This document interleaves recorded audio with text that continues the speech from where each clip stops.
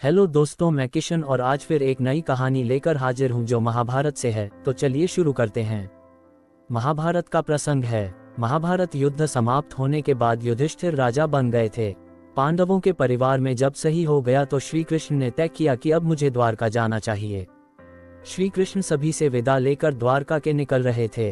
रथ चढ़े और आगे बढ़ गए, तभी उनके सामने पांडवों की माता कुंती खड़ी थीं। रिश्ते में कुंती श्री कृष्ण की बुआ थीं। अपनी बुआ को देखकर श्री कृष्ण रथ से उतरे और प्रणाम करने लगे, लेकिन उनसे पहले कुंती झुक गईं और श्री कृष्ण को प्रणाम करने लगीं।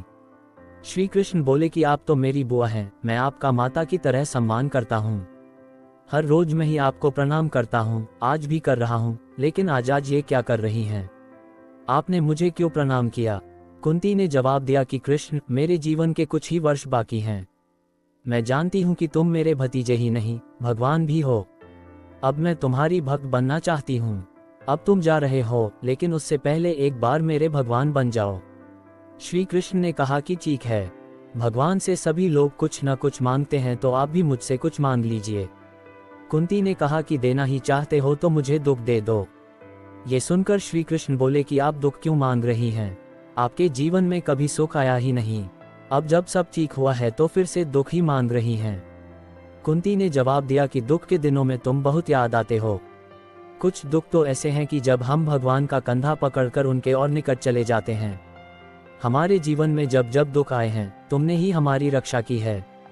मैं चाहती हूँ कि मेरे जीवन में दुख रहें, ताकि मैं तुम्हें हमेशा याद करूँ और तुम भी हम पर कृपा बनाए रखो। प्रसंग की सीख। हमारे जीवन में सुख दुख का आना जाना लगा रहता है।